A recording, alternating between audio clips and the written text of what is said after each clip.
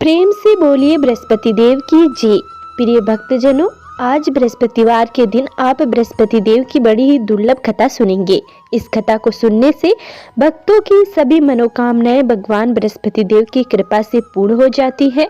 तो चलिए बड़ी ही श्रद्धा और प्रसन्नचित मन के साथ इस कथा को सुनते हैं।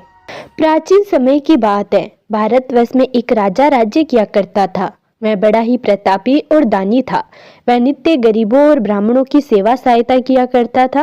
वह प्रतिदिन मंदिर में भगवान दर्शन करने के लिए जाता था, लेकिन यह बात उसकी रानी को बिल्कुल भी अच्छी नहीं लगती थी। वह न ही तो पूजन किया करती थी और न ही दान करने में उसका मन लगता था। एक दिन राजा शिकार खेलने के लिए वन में गए हुए थे, तो रानी और दासी महल में अकेली थी। उसी समय भगवान बृहस्पति देव साधु के वेश में राजा के महल में भिक्षा के लिए गए और भिक्षा मांगी, तो रानी ने भिक्षा देने से मना कर दिया। रानी ने कहा कि हे साधु महाराज, मैं तो दान पुण्य से तंग आ गई हूँ। इस कार्य के लिए तो मेरे पतिदेव ही बहुत है। अब आप कोई ऐसी कृपा करे कि सारा धन नष्ट हो जाए तथा मैं आराम से रह सकूं। साधु ने कहा, हे देवी, तुम तो बड़ी अजीब हो। धन और संतान से कौन दुखी होता है? इसकी तो सभी कामना करते हैं। पापी भी पुत्र और धन की इच्छा रखते हैं। अगर तुम्हारे पास अधिक धन है तो भूखे मनुष्य को भोजन करवाओ, प्याऊ लगवाओ, ब्राह्मणों को दान दो, कुआं, तालाब, बावड़ी, बाग बगीचे आदि का निर्माण कराओ, मंदिर, पाठशाला, धर्मशाला बनवाकर दान दो, निर्धनों की कुंवारी कन्याओं का विवाह कराओ, साथ ही यज्ञ आदि कर्म करो, अपने धन को शुभ कार्यों में खर्च करो। ऐसा करने से तुम्हारा नाम परलोक में सार्थक होगा और स्वर्ग की प्राप्ति होगी। लेकिन रानी पर उपदेश का कोई प्रभाव न पड़ा। वह बोली, महाराज, मुझे ऐसे धन की आवश्यकता नहीं है जिसको मैं अन्य लोगों को दान दूं, जिसको रखने और संभालने में ही मेरा सारा समय नष्ट हो जाए। अब आप कोई ऐसी कृपा करें कि सारा धन नष्ट हो जाए तथा मैं आराम से रह सकूं। साधु ने उत्तर दिया, यदि तुम्हारी ऐसी इच्छा है तो जैसा मैं तुम्हें बताता हूँ तुम वैसा करना। बृहस्पतिवार को घर को गोबर से लिपना, अपने केसों को पीली मिट्टी से धोना, राजा से कहना मैं बृहस्पतिवार को हजामत बनवाए, भोजन में मांस मदिरा खाना और कपड़ा धोबी के यहाँ धुलने के लिए डालना। ऐसा करने से 7 बृहस्पतिवार में ही आपका सारा धन नष्ट हो जाएगा। इतना कहकर वह साधु महाराज वहां से अंतर्ध्यान हो गए। इसके बाद रानी ने वही किया जो साधु ने बताया था। 3 बृहस्पतिवार ही बीते थे कि उसका समस्त धन संपत्ति नष्ट हो गई और भोजन के लिए राजा रानी तरसने लगे। तब एक दिन राजा ने रानी से कहा कि तुम यहाँ पर रहो, मैं दूसरे देश में चाकरी के लिए चला जाऊं, क्योंकि यहाँ पर मुझे सभी मनुष्य जानते हैं, इसलिए कोई कार्य भी नहीं कर सकता। देश चोरी प्रदेश भीख बराबर है। ऐसा कहकर राजा प्रदेश चला गया। वहां जंगल को जाता और लकड़ी काट कर लाता और शहर में बेचता। इस तरह वह अपना जीवन व्यतीत करने लगा। इधर राजा के बिना रानी और दासी दुखी रहने लगी। किसी दिन भोजन मिलता और किसी दिन जल पीकर ही रह जाती। एक समय जब रानी और दासियों को 7 दिन बिना भोजन के रहना पड़ा, तो रानी ने अपनी दासी से कहा, हे दासी, पास ही के नगर में मेरी बहन रहती है, वह बड़ी धनवान है, तू उसके पास जा और 5 सेर बेजर मांग कर ले आ, ताकि कुछ समय के लिए थोड़ा गुजर बसर हो जाए। दासी रानी की बहन के पास गई। उस दिन बृहस्पतिवार था। रानी की बहन उस समय बृहस्पतिवार की कथा सुन रही थी। दासी ने रानी की बहन को अपनी रानी का संदेश दिया, लेकिन रानी की बहन ने कोई भी उत्तर नहीं दिया। जब दासी को रानी की बहन से कोई उत्तर नहीं मिला तो वह बहुत ही दुखी हुई और उसे बड़ा ही क्रोध आया। दासी ने वापस आकर रानी को सारी बात बता दी। यह सुनकर रानी ने कहा कि दासी, इसमें उसका कोई दोष नहीं है। जब बुरे दिन आते हैं तब कोई भी सहारा नहीं बनता है। अच्छे बुरे का पता तो विपत्ति में ही लगता है। जो ईश्वर की इच्छा होगी वही होगा। यह सब हमारे भाग्य का दोष है। यह सब कहकर रानी ने अपने भाग्य को कोसा। उधर रानी की बहन ने सोचा कि मेरी बहन की दासी आई थी, लेकिन मैं उससे नहीं बोली, इससे वह बहुत दुखी हुई होगी। कथा सुनकर और पूजन समाप्त कर वह अपनी बहन के घर गई और कहने लगी, हे बहन, मैं बृहस्पतिवार का व्रत कर रही थी। तुम्हारी दासी गई, लेकिन जब तक कथा होती है तब तक न तो उठते हैं और न ही बोलते हैं, इसलिए मैं नहीं बोली। कहो दासी क्यों गई थी? रानी बोली, बहन, हमारे घर अनाज नहीं था। ऐसा कहते कहते रानी की आंखें भर आई। उसने दासियों समेत 7 दिन तक भूखा रहने की बात भी अपनी बहन को बता दी। इसलिए मैंने दासी को तुम्हारे पास 5 सेर बेजर में लेने के लिए भेजा था। रानी की बहन बोली, बहन देखो, बृहस्पति देव सबकी मनोकामना पूरी करते हैं। देखो, शायद तुम्हारे घर में अनाज रखा हो। पहले तो रानी को विश्वास नहीं हुआ, परंतु बहन के आग्रह करने पर उसने दासी को अंदर भेजा। दासी घर के अंदर गई तो वहां पर उसे एक घड़ा बेजर से भरा मिल गया। उसे बड़ी हैरानी हुई। उसने बाहर आकर रानी को बताया। दासी रानी से कहने लगी, हे रानी, जब हमको भोजन नहीं मिलता है तो हम व्रत ही तो करते हैं, इसलिए क्यों न इनसे व्रत और कथा की विधि पूछ ली जाए। हम भी व्रत किया करेंगे। दासी के कहने पर रानी ने अपनी बहन से बृहस्पति व्रत के बारे में पूछा। उसकी बहन ने बताया, बृहस्पतिवार के व्रत में चने की दाल, गुड़ और मुनंखा से भगवान विष्णु का केले के वृक्ष की जड़ में पूजन करे तथा दीपक जलाए और कथा सुने। उस दिन एक ही समय भोजन करे। भोजन में पीले खाद्य पदार्थ का सेवन जरूर करे। इससे गुरु भगवान प्रसन्न होते हैं, अन्न, पुत्र और धन का आशीर्वाद देते हैं, साथ ही सभी मनोकामनाएं पूर्ण करते हैं। व्रत और पूजन की विधि बताकर रानी की बहन अपने घर लौट आई। रानी और दासी दोनों ने निश्चय किया कि बृहस्पति देव भगवान का पूजन जरूर करेंगे।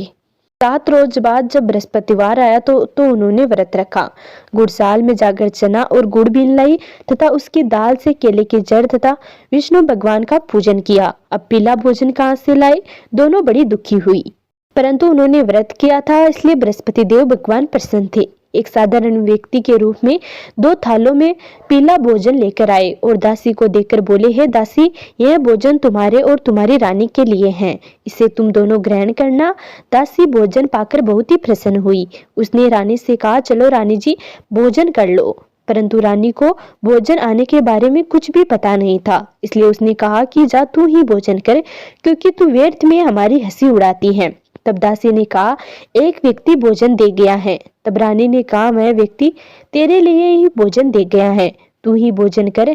तब दासी ने कहा, वह व्यक्ति हम दोनों के लिए 2 थाली में सुंदर पीला भोजन दे गया है, इसलिए मैं और आप दोनों ही साथ साथ भोजन करेंगे। यह सुनकर रानी बहुत ही प्रसन्न हुई और दोनों ने गुरु भगवान को नमस्कार कर भोजन किया। उसके बाद से वे प्रत्येक बृहस्पतिवार को गुरु भगवान का व्रत और पूजन करने लगी। बृहस्पति भगवान की कृपा से उनके पास धन हो गया, लेकिन रानी फिर पहले की तरह आलस्य करने लगी। तब दासी बोली, देखो रानी, तुम पहले भी इस प्रकार आलस्य करती थी। तुम्हें धन रखने में कष्ट होता है, इस कारण सभी धन नष्ट हो गया। अब गुरु भगवान की कृपा से धन मिला है तो फिर तुम्हें आलस्य होता है। बड़ी मुसीबतों के बाद हमने यह धन पाया है, इसलिए हमें दान पुण्य करना चाहिए। अब तुम भूखे मनुष्यों को भोजन कराओ, प्याऊ लगवाओ, ब्राह्मणों को दान दो, कुआं, तालाब, बावड़ी और बाग बगीचे आदि का निर्माण कराओ, मंदिर, पाठशाला और धर्मशाला बनवाकर दान दो, निर्धनों की कुंवारी कन्याओं का विवाह करवाओ, साथ ही यज्ञ आदि कर्म करो, अपने धन को शुभ कार्यों में खर्च करो, जिससे तुम्हारे कुल का यश बढ़े और स्वर्ग की प्राप्ति हो और पितर प्रसन्न हो। दासी की बात मानकर रानी शुभ कर्म करने लगी। उसका यश फैलने लगा। एक दिन रानी और दासी आपस में विचार करने लगे कि न जाने राजा किस दशा में होंगे। उनकी कोई खोज खबर भी नहीं है। उन्होंने श्रद्धा पूर्वक बृहस्पति भगवान से प्रार्थना की कि राजा जहाँ कहीं भी हो शीघ्र वापस आ जाए। उसी रात्रि को भगवान बृहस्पति देव ने राजा को सपने में कहा कि हे राजा, उठ, तेरी रानी तुझको याद करती है, अपने देश को लौट जा। राजा प्रातःकाल उठा और जंगल से लकड़ी काटने के लिए जंगल की ओर चल पड़ा। जंगल से गुजरते हुए विचार करने लगा कि रानी की गलती से उसे कितने दुख भोगने पड़े। राजपाट छोड़कर जंगल में आकर रहना पड़ रहा है, जंगल से लकड़ी काटकर शहर में बेचकर गुजारा करना पड़ रहा है और अपनी दशा को याद करके व्याकुल होने लगा। उसी समय राजा के पास बृहस्पति देव साधु के वेश में आकर बोले, हे लकड़हारे, तुम इस सुनसान जंगल में किस चिंता में बैठे हो, मुझे बताओ। यह सुनकर राजा के नेत्रों में जल भर आया। साधु की वंदना कर राजा ने अपनी संपूर्ण कहानी सुना दी। महात्मा दयालु होते हैं। वे राजा से बोले, हे राजा, तुम्हारी पत्नी ने बृहस्पति देव के प्रति अपराध किया था, जिसके कारण तुम्हारी यह दशा हुई है। अब तुम चिंता मत करो, भगवान तुम्हें पहले से अधिक धन देंगे। देखो, तुम्हारी पत्नी ने बृहस्पतिवार का व्रत शुरू कर दिया है। अब तुम भी बृहस्पतिवार के व्रत में चने की दाल, गुड़ और मुनंका से विष्णु भगवान का केले के वृक्ष की जड़ में पूजन करो तथा दीपक जलाकर कथा सुनो। उस दिन एक ही समय भोजन करना, लेकिन भोजन में पीले खाद्य पदार्थ का सेवन जरूरी करना। भगवान तुम्हारी सब कामनाओं को पूर्ण करेंगे। साधु की बात सुनकर राजा बोला, हे प्रभु, लकड़ी बेचकर तो इतना पैसा नहीं बचता जिससे भोजन के उपरांत कुछ बचा सकूं। मैंने रात्रि में अपनी पत्नी को व्याकुल देखा है। मेरे पास कोई साधन नहीं जिससे उसका समाचार जान सकूं। फिर मैं कौन सी कहानी कहूँ, यह भी मुझको मालूम नहीं। साधु ने कहा, हे राजा, मन में बृहस्पति भगवान के पूजन व्रत का निश्चय करो, वे स्वयं तुम्हारे लिए कोई राय बना देंगे। बृहस्पतिवार के दिन तुम रोजाना की तरह लकड़ियां लेकर शहर में जाना। तुम्हें रोज से 2 गुना धन मिलेगा, जिससे तुम भली भांति भोजन कर लोगे तथा बृहस्पति देव की पूजा का सामान भी आ जाएगा। इतना कहकर साधु अंतर्ध्यान हो गए। धीरे धीरे समय व्यतीत होने पर फिर वही बृहस्पतिवार का दिन आया। लकड़हारा जंगल से लकड़ी काटकर किसी शहर में बेचने गया। उसे उस दिन और दिन से अधिक पैसा मिला। राजा ने चना, गुड़ आदि लाकर गुरुवार का व्रत किया। उस दिन से उसके सभी कलेश दूर हुए। परंतु जब दोबारा गुरुवार का दिन आया तो बृहस्पतिवार का व्रत करना भूल गया। इस प्रकार बृहस्पति भगवान नाराज हो गए।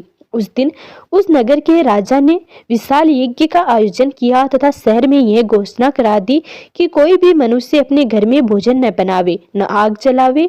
समस्त जनता मेरे यहाँ पर भोजन करने आवे। इस आज्ञा को जो कोई भी नहीं मानेगा उसे फांसी की सजा दी जाएगी। इस तरह की घोषणा संपूर्ण नगर में करवा दी गई। राजा की आज्ञा अनुसार शहर के सभी लोग भोजन करने गए, लेकिन लकड़हारा कुछ देरी से पहुंचा, इसलिए राजा उसको अपने साथ अपने घर ले आया और ले जाकर भोजन करा ही रहा था तो रानी की दृष्टि उस खूंटी पर पड़ी जिस पर उसका हार लटका हुआ था। रानी को वह हार वहां पर दिखाई नहीं दिया। रानी ने निश्चय किया कि मेरा हार इस मनुष्य ने चुरा लिया है। उसी समय सिपाहियों को बुलाकर उसको कारागार में डलवा दिया। जब लकड़हारा कारागार में पड़ गया और बहुत दुखी होकर विचार करने लगा कि न जाने कौन से पूर्व जन्म के कर्म से मुझे यह दुख प्राप्त हुआ है, और उसी साधु को याद करने लगा जो जंगल में मिला था। उसी समय तत्काल बृहस्पति देव साधु के रूप में प्रकट हुए और उसकी दशा को देखकर कहने लगे, अरे मूर्ख, तूने बृहस्पति देव की कथा नहीं करी, इस कारण तुझे दुख प्राप्त हुआ है। अब चिंता मत कर, बृहस्पतिवार के दिन कारागार के दरवाजे पर 4 पैसे पड़े मिलेंगे। उनसे तुम बृहस्पति देव की पूजन करना, तेरी सभी कष्ट दूर हो जाएंगे। बृहस्पतिवार के दिन उसे 4 पैसे मिले। लकड़हारे ने कथा कही। उसी रात्रि को बृहस्पति देव ने उस नगर के राजा को सपने में दर्शन देकर कहा, हे राजा, तूने जिस आदमी को कारागार में बंद कर दिया है वह निर्दोष है, वह राजा है, उसे छोड़ देना। रानी का हार उसी खूंटी पर लटका है। अगर तू ऐसा नहीं करेगा तो मैं तेरे राज्य को नष्ट कर दूंगा। इस तरह रात्रि के स्वप्न को देखकर राजा प्रातःकाल उठा और खूंटी पर हार देकर लकड़हारे को बुलाकर क्षमा मांगी। इस तरह रात्रि के स्वप्न को देखकर राजा प्रातःकाल उठा और खूंटी पर हार देकर लकड़हारे को बुलाकर क्षमा मांगी तथा लकड़हारे को योग्य सुंदर वस्त्र आभूषण देकर विदा कर दिया। बृहस्पति देव की आज्ञा अनुसार लकड़हारा अपने नगर को चल दिया। राजा जब अपने नगर के निकट पहुंचा तो उसे बड़ा आश्चर्य हुआ। नगर में पहले से अधिक बाग, तालाब, कुएं तथा बहुत सी धर्मशालाएं, मंदिर आदि बन गए हैं। राजा ने पूछा, यह किसका बाग और धर्मशाला है? तब नगर के सब लोग कहने लगे कि यह सब रानी और बांदी के हैं। तो राजा को आश्चर्य हुआ और गुस्सा भी आया। जब रानी ने यह खबर सुनी कि राजा आ रहे हैं तो उन्होंने बांदी से कहा कि हे दासी, देख, राजा हमको कितनी बुरी हालत में छोड़कर गए थे। हमारी ऐसी हालत देखकर वह लौट न जाए, इसलिए तू दरवाजे पर खड़ी हो जा। आज्ञा पाकर दासी दरवाजे पर खड़ी हो गई। राजा आए तो उन्हें अपने साथ लेकर आई। तब राजा ने क्रोध करके अपनी रानी से पूछा कि यह धन तुम्हें कैसे प्राप्त हुआ? तब उन्होंने कहा कि हमें यह सब धन बृहस्पति देव के इस व्रत के प्रभाव से प्राप्त हुआ है। राजा ने निश्चय किया कि 7 रोज बाद तो सभी बृहस्पति देव का पूजन करते हैं, परंतु मैं प्रतिदिन में 3 बार कहानी तथा रोज व्रत किया करूंगा। अब हर समय राजा के दुपट्टे में चने की दाल बंधी रहती तथा दिन में 3 बार कहानी कहता। एक रोज राजा ने विचार किया कि चलो अपनी बहन के यहाँ हो आवे। इस तरह निश्चय कर राजा ने घोड़े पर सवार होकर अपनी बहन के यहाँ को चलने लगा। मार्ग में उसने देखा कि कुछ आदमी एक मुर्दे को लिए जा रहे हैं। उन्हें रोककर राजा कहने लगा, अरे भाइयों, मेरे बृहस्पति देव की कथा सुन लो। वे बोले, लो, हमारा तो आदमी मर गया है और उसको अपनी कथा की पड़ी है। परंतु कुछ आदमी बोले, अच्छा कहो, हम तुम्हारी कथा भी सुनेंगे। राजा ने दाल निकाली और जब कथा आधी हुई तो मुर्दा हिलने लग गया, और जब कथा समाप्त हुई तो राम राम करके मनुष्य उठकर खड़ा हो गया। आगे मार्ग में उसे एक किसान खेत में हल चलाता मिला। राजा ने उसे देखकर और उससे बोला, अरे भैया, तुम मेरी बृहस्पतिवार की कथा सुन लो। किसान बोला, जब तक मैं तेरी कथा सुनूंगा तब तक 4 हरिया जोत लूंगा। जा अपनी कहानी किसी और को सुनाना। इस तरह राजा आगे चलने लगा। राजा के हटते ही बैल पछाड़ खाकर गिर गए तथा किसान के पेट में बड़ी जोर से दर्द होने लगा। उस समय उसकी माँ रोटी लेकर आई। उसने जब यह देखा तो अपने पुत्र से सब हाल पूछा और बेटे ने सभी हाल कह दिया। तो बुढ़िया दौड़ी दौड़ी उस घुड़सवार के पास गई और उससे बोली कि मैं तेरी कथा सुनूंगी, तो अपनी कथा मेरे खेत पर चलकर ही कहना। राजा ने बुढ़िया के खेत पर जाकर कथा कही, जिसके सुनते ही वह बैल उठ खड़े हुए तथा किसान के पेट का जो दर्द था वह भी बंद हो गया। राजा अपनी बहन के घर पहुंचा। बहन ने भाई की खूब मेहमानी की। दूसरे रोज प्रातःकाल राजा जगा तो वह देखने लगा कि सब लोग भोजन कर रहे हैं। राजा ने अपनी बहन से कहा, ऐसा कोई मनुष्य है जिसने भोजन नहीं किया हो? मेरी बृहस्पतिवार की कथा सुन ले। बहन बोली, है भैया, यह देश ऐसा ही है कि पहले यहाँ लोग भोजन करते हैं, बाद में अन्य काम करते हैं। अगर कोई पड़ोस में हो तो देख आऊं। वह ऐसा कहकर देखने चली गई, परंतु उससे कोई ऐसा व्यक्ति नहीं मिला जिसने भोजन न किया हो। अतः वह एक कुमार के घर गई जिसका लड़का बीमार था। उससे मालूम हुआ कि उसके यहाँ 3 रोज से किसी ने भोजन नहीं किया है। रानी ने अपने भाई की कथा सुनने के लिए कुम्हार से कहा। वह तैयार हो गया। राजा ने जाकर बृहस्पतिवार की कथा कही, जिसको सुनकर उसका लड़का ठीक हो गया। अब तो राजा की प्रशंसा होने लगी। एक रोज राजा ने अपनी बहन से कहा कि हे बहन, हम अपने घर को जाएंगे, तू भी तैयार हो जाओ। राजा की बहन ने अपनी सास से कहा। सास ने कहा, हाँ चली जा, परंतु अपने लड़के को मत लेकर जाना, क्योंकि तेरे भाई की कोई औलाद नहीं है। बहन ने अपने भाई से कहा, हे भैया, मैं तो चलूंगी पर कोई बालक नहीं जाएगा। राजा बोला, जब कोई बालक नहीं चलेगा तब तू ही क्या करेगी? बड़े दुखी मन से राजा अपने नगर को लौट आया। राजा ने अपनी रानी से कहा, हम निर्वंशी हैं, हमारा मुख देखने का धर्म नहीं है और कुछ भोजन आदि नहीं किया। रानी बोली, हे स्वामी, बृहस्पति देव ने हमें सब कुछ दिया है, वह हमें औलाद अवश्य देंगे। उसी रात को बृहस्पति देव ने राजा के सपने में आके कहा, हे राजा, उठे, सभी सोच त्याग दे, तेरी रानी गर्भ से है। राजा को यह बात सुनकर बड़ी खुशी हुई। 9वें महीने में उसके गर्भ से एक सुंदर पुत्र पैदा हुआ। तब राजा बोला, हे रानी, स्त्री बिना भोजन के रह सकती है पर बिना कहे नहीं रह सकती। जब मेरी बहन आवे तुम उससे कुछ मत कहना। रानी ने सुनकर हाँ कर दी। जब राजा की बहन ने यह शुभ समाचार सुना तो वह बहुत खुश हुई तथा बधाई लेकर अपने भाई के यहाँ आई। तभी रानी ने कहा, घोड़ा चढ़कर तो नहीं आई, गधा चढ़ी आई। राजा की बहन बोली, भाभी, मैं इस प्रकार न कहती तो तुम्हें औलाद कैसे मिलती? बृहस्पति देव ऐसे ही हैं, जैसे जिसके मन में कामनाएं होती हैं सभी को पूरा करते हैं। जो सद्भावना पूर्वक बृहस्पतिवार का व्रत करता है एवं कथा पढ़ता है अथवा सुनता है, दूसरों को सुनाता है, बृहस्पति देव उसकी सभी मनोकामनाएं पूरी करते हैं। भगवान बृहस्पति देव उनकी सदैव रक्षा करते हैं। संसार में जो मनुष्य सद्भावना से भगवान जी का पूजन व्रत सच्चे हृदय से करते हैं तो उनकी सभी मनोकामनाएं पूर्ण करते हैं। जैसे सच्ची भावना से रानी और राजा ने उनकी कथा का गुणगान किया तो उनकी सभी इच्छाएं बृहस्पति देव ने पूर्ण की। इसलिए पूर्ण कथा सुनने के बाद प्रसाद लेकर जाना चाहिए। हृदय से उनका मनन करते हुए जय जयकार बोलना चाहिए। बोलो बृहस्पति देव की जय, भगवान विष्णु की जय।